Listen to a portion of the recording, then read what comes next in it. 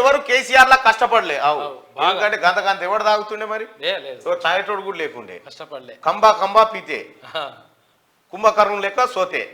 ఇది కేసీఆర్. ఏం కష్టపడ్డాడయా దేశంలో కేసీఆర్? ముఖ్యమంత్రి ఏం కష్టపడ్డాడు, ఏ రకంగా కష్టపడ్డాడో చెప్పు. తెలంగాణ రాష్ట్రంలో మీరు పార్టీ పెట్టే నాటికి మీ కుటుంబ ఆస్తులు ఎన్ని? తెలంగాణ ఉద్యమం ఇట్లా జరుగుతూ ఉంటే కేసీఆర్ ఫామ్ హౌస్ విస్తరణ వెరుక్కుంటూ వచ్చింది. మీరు కష్టపడరా? కమిషన్లు కొట్టిరా? మీరు చేసిందంత దోపిడే. కేసీఆర్లా దేశంలో ఎవరు కేసీఆర్లా కష్టపడలేదట. అవునా? నవ్వుతాడు. కేసీఆర్ కష్టపడ్డాడు. ఒకసారి మాట్లాడదాం, పబ్లిక్ని అడుగుదాం ఒపీనియన్. కేసీఆర్ని ఎప్పుడు అరెస్ట్ చేస్తారో చెప్పండి అంటున్నావు.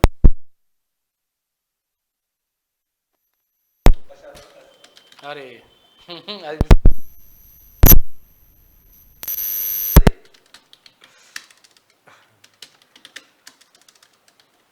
చేంజ్ కరో 99% సమయం దానికి మనం అర్థం చేసుకోవాలి.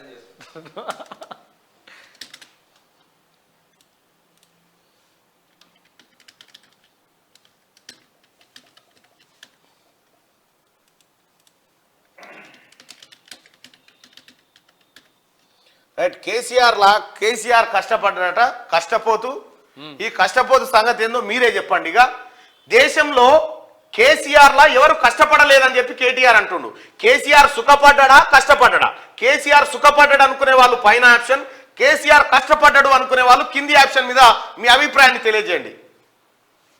ఓటింగ్ స్టార్ట్ చేయండి. 500, 600, 600, 700, 800, 900,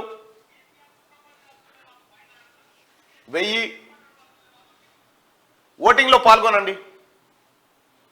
1100, 1200, 1300, 1400, 1500, 1600, 1700, 1800. సౌండ్ డిస్టర్బెన్స్ వస్తున్నాడు చూడు. 1900. దాదాపు 2000 మంది ఓటేసిరాయా ఒక్కటే నిమిషంలో. 1 minute 2000 ఓట్స్ వచ్చినాయి. దేశంలో కేసీఆర్ లా ఎవరు కష్టపడలేదని కేటీఆర్ అంటా ఉన్నాడు. కేసీఆర్ సుఖపడ్డా కష్టపడ్డా? 94% మంది కేసీఆర్ సుఖపడ్డారని చెప్తా ఉంటే సిగ్గులేని సన్నాసి మీ నాయన కష్టపడ్డాడని చెప్తున్నావు. 94% మంది కేసీఆర్ సుఖపడ్డాడు కష్టపడలేదని చెప్తా ఉన్నారు. కేసీఆర్ లా ఎవడు కష్టపడలేదు అని చెప్పి చెప్తా ఉన్నాడు. ఎన్ని బజవాయి మాటలు ఉంటాయి చూడు ఇలా కుటుంబంతానా. రాష్ట్రాన్ని అభివృద్ధి కోసం రక్తాన్ని రంగరించినట్ట లొటపీస్తున్నది ఆయన. అంటే రక్తం వచ్చే బొక్కలా రక్తం ఉన్నది ఆయన తాన. ఏం వెళ్తుండొచ్చునయ్యా, ఏం వెళ్తుండొచ్చునయ్యా? అందులోకి వీక్తే రక్తం వెళ్తాది. ఆ రక్తం వెళ్తుందా? పచ్చ రక్తం ఏం రక్తం వెళ్తాది కేసీఆర్ శరీరంలోకి? మంది రక్తం వెళ్తుండొచ్చు. వెళ్తే మంది రక్తం తాగిండు, అరిగించుకుంటందుకు మద్యం తాగిండు. ఇంకా మీదికెళ్ళి కేసీఆర్ లా ఎవడు కష్టపడలేదట. 99% సమయాన్ని పాలనకే కేటాయించారు. నీ అమ్మ ఇది నోరుతో నవ్వే ముచ్చట కాదు. ఇక దానికే కేటాయించడం చెప్పు. పోతే ఫామ్ హౌస్ పంచాన్నే 4 రోజులు. సచివాలయానికి 8 ఏళ్ళు సచివాలయానికి రాని సన్నాసి ఇవ్వడం ఉన్నాడు ఆ భూమి మీద ఓ ముఖ్యమంత్రి. కష్టపడ్డాడని చెప్తా ఉన్నాడు. నోరితో నవ్వడు రామాయి ముచ్చట.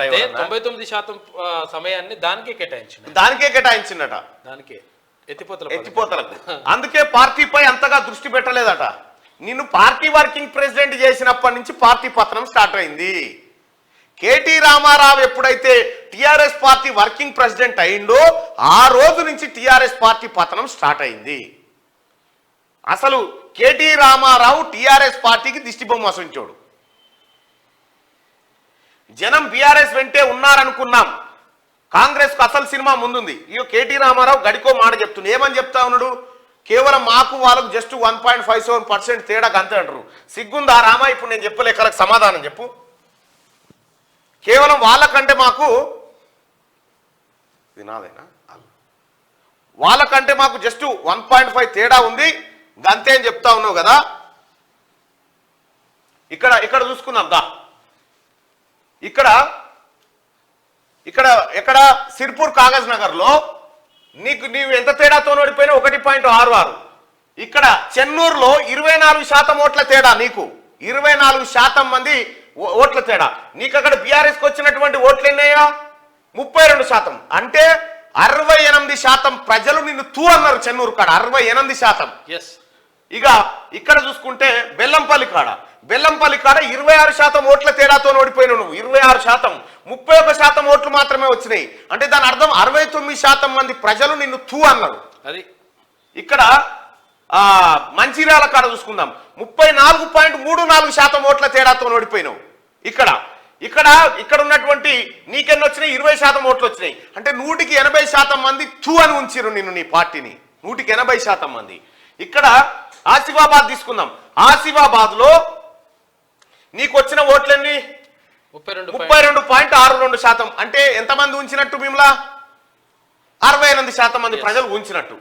ఇక్కడ ఖానాపూర్లో 2.7% ఓట్లతోని ఓడిపోయినావు. ఇంకా మాకు 1.15 తేడానే ఉన్నదని ఈ బటవాయి మాట ఇవన్నీ కాదా? ఒక తాన 4% ఓట్లతో, ఓ తాన 13%, ఓ తాన 25%, ఓ తాన 11% ఓట్లతో ఓడిపోయినావు. 40% వచ్చినాయి ఓట్లు, మినిమం 40 వచ్చినాయా? ఇగో ఎక్కడున్నాయి చెప్పు? 15%, 13%, 9%, 16%, 8%. అది ఇచ్చి పెడితే నీకు వచ్చినాయన్నా 40% ఓట్లున్నాయా? నీకు వచ్చినాయన్నా ఎక్కడన్నా 30 దాటలే, 38, 40 కూడా దాటలే. 100కి 68, 70% మంది మీ పార్టీని తూ అన్నారు. ఇంకా నీకు చెప్పుకోవడానికి సిగ్గు కూడా అనిపిస్తలేదు. ఎక్కడ కూడా నీ పార్టీకి ప్రజలు పట్టం కట్టలే. ఇగో నీకు వచ్చిన ఓట్ల శాతం చూడు, నీకు వచ్చిన లెక్క చూడు ఎట్లుందో. ఈడ కూడా 40 రాలే చెప్తుండు. ఇక గంతెందుకు, ఇంకోటి ఉంటుంది, కొద్దిగా మీది పోనన్నా. అదా అచ్చా, ఇదే ప్లాన్ చేయాలి.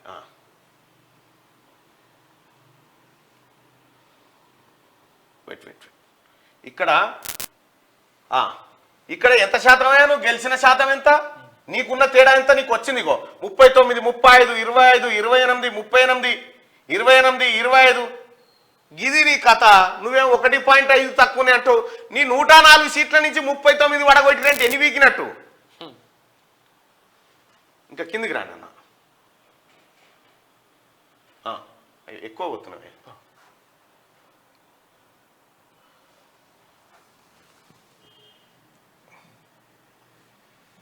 ఇక్కడ ఒకటి పచ్చది వచ్చగా ఎంబీటీ. ఓకే ఇక్కడ చూడిగో ఎంఐఎం ఐఎన్సి. పాత బస్తీలో కూడా ఈక్వేషన్స్ మారిపోతా ఉన్నాయి. ఇంకో ఎంబీటీ కేవలం 878 ఓట్ల తేడాతో ఓడిపోయింది. ఈడ కూడా ఎంఐఎం పని అవుతుండే యాకుత్పురాలో. జస్ట్ 0.62% ఎంబీటీ ఆడ గెలిచేది. ఇటు ఎంఐఎం పని అవుతుంది, అటు బీఆర్ఎస్ పని అవుతుంది, మీ ఇద్దరు పని అవుతుంది. ఇంకా సిగ్గు లేకుండా మాకు గిట్లుండే మా ఇకమాతులు ఇవి, మా నాయన గింత కష్టపడ్డాడు. జనం బీఆర్ఎస్ పార్టీ బీఆర్ఎస్ వెంటే ఉన్నారనుకున్నాం. కాంగ్రెస్ అసలు సినిమా ముందుంది, లొటపీస్తున్నది అసలు సినిమా, మీకున్నది అసలు సినిమా ఉన్నది. ఆ పార్టీవి 420 హామీలను ప్రజలకు చెప్పాలి. బీఆర్ఎస్ శ్రేణులతో మాజీ మంత్రి కేటీఆర్ తిడుతురు. కేటీఆర్ నిన్ను తిడుతురు, ఆగరాదరా ఉత్సాహతలేదా అని తిడుతురు నిన్ను. వరంగల్ లోక్సభ నియోజకవర్గ బీఆర్ఎస్ నేతలతో నిర్వహించిన భేటీలో మాట్లాడుతున్న కేటీఆర్